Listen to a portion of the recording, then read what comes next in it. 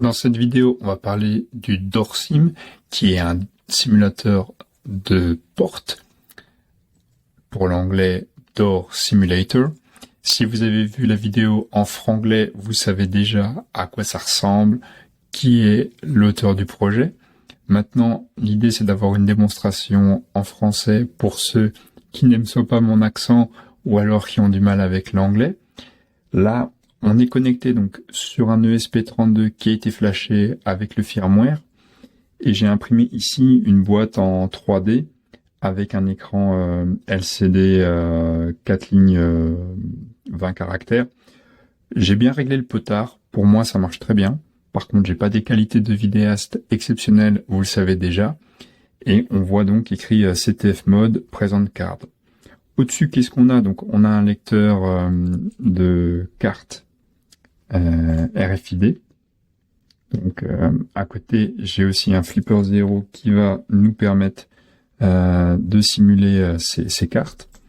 Et pour générer en fait les cartes, j'ai pas des cartes ici, mais des clés, des porte-clés. Donc ici, quelle est l'idée? C'est en fait de faire des tests avec tous les appareils qu'on a montés, que l'on a acheté, qui sont dédiés donc pour le hacking et apprendre au final comment fonctionnent tous ces protocoles qui permettent de sécuriser notre environnement. Et donc sans passer par la case prison ou illégalité, puisque ici on a un setup qui nous permet de tester tous ces appareils légalement à la maison, même organiser des challenges avec nos amis, montrer à la famille comment ça marche, et on va voir ça en détail. Pour utiliser le DoorSim, il y a deux façons de faire. Soit on utilise la version totalement en mode autonome, à savoir préconfiguré avec un ordinateur, donc uniquement tout ce qui est à l'écran ici, avec le boîtier. Ou alors, soit on n'a pas d'écran, et on fait comme moi sur la première vidéo et on utilise l'interface web. Et alors là, on peut voir davantage d'informations. Donc, l'idée, c'est peut-être d'utiliser les deux, suivant les différentes expériences que vous souhaitez faire. Là, par exemple, quand on arrive sur la page d'accueil, donc on est sur les dernières cartes qu'on a lues avec le lecteur. Ici, je vais en présenter une, donc je suis en mode CTF toujours. Donc c'est le mode capture de flag. Ici, j'ai aucune carte qui est enregistrée, donc on a un message d'erreur indiquant que la clé est invalide et qu'elle est donc loguée. Donc là, on voit que c'est la carte 19915 qui a été scannée. Donc je peux encore le faire une fois. Voilà. Donc elle apparaît toujours ici. Maintenant, si on va dans le mode CTF, qu'est-ce qu'on voit? Donc à chaque fois, les tentatives qui n'ont pas réussi. Mais maintenant, si on décide justement de préparer ne serait-ce qu'une partie de CTF, on va vouloir configurer certaines clés, par exemple. Donc là, je vais récupérer donc le facility code, à savoir 40, le numéro de la carte, et le nom, je vais lui dire you win, voilà, j'avais déjà enregistré quelque chose. Ok. Donc la carte, maintenant, elle est rajoutée. Maintenant, qu'est-ce qui se passe quand je viens la scanner? Voilà, j'ai une petite musique à voir, hein, si vous voulez vous la lire en boucle ou pas. On peut aussi justement changer différents paramètres pour éviter que ça fasse du bruit ou que sais-je. On va aller dans les paramètres pour voir tout ce qu'on peut faire.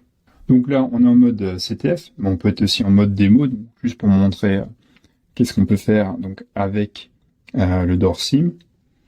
On peut régler donc le timeout, donc le temps dont on décide d'afficher les informations à l'écran. Donc je laisse tout ça par défaut.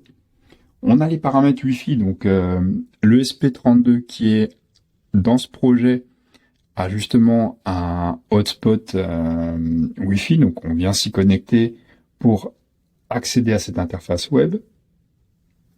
Et ensuite les derniers paramètres qui concernent le mode CTF.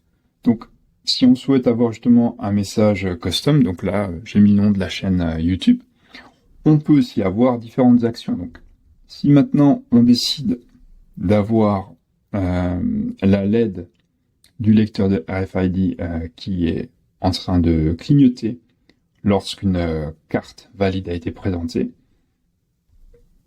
On peut très bien aussi sinon garder la LED en continu ou même l'éteindre. Voilà, ici j'ai mis une mélodie pour la carte fonctionnelle, donc pour un peu informer tout le monde, on va dire.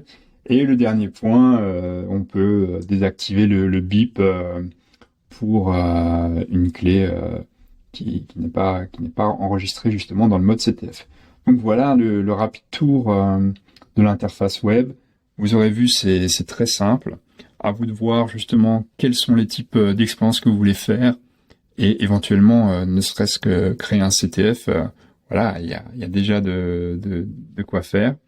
Il y a notamment des ports GPIO en SU qui permettraient justement de connecter ce PCB à une partie motorisée, par exemple. Donc, si on veut réellement ouvrir une porte, ou que sais-je, suivant les idées que vous avez. Donc, n'hésitez pas à les mettre en commentaire si tel est le cas. Dernière démonstration pour montrer vraiment un cas d'usage. Si on fait un CTF, on peut montrer voilà qu'on utilise un appareil, ici le Flipper 0 avec l'apps RFID en 125 kHz. Je la lance, j'utilise le bouton lecture. Et donc là, je vais pouvoir venir lire ma clé. Bon, je suis passé un peu près, donc forcément, je l'ai de nouveau présenté au lecteur. Mais là, maintenant, on va l'émuler avec le flipper. Donc, je clique sur émuler. Et je l'approche près du lecteur. Et voilà, on a gagné. Donc, ça, c'est un flag qui est très facile. Vous avez regardé cette vidéo jusqu'au bout, alors je vous propose de gagner l'un des 3 PCB dans mon jeu concours pour cette fin d'année. Alors, on a un PCB ici présent où il faut souder un ESP32 potentiellement lié à joindre un écran et un lecteur RFID. Donc ça, je vous laisse les choix. Il y en a un deuxième dans le même état et un troisième pour ceux qui souhaitent souder tous les composants un à un. Donc ça sera à répondre dans le Google Form. En plus de ça, je vais utiliser un script pour mélanger toutes les réponses et choisir une réponse aléatoire.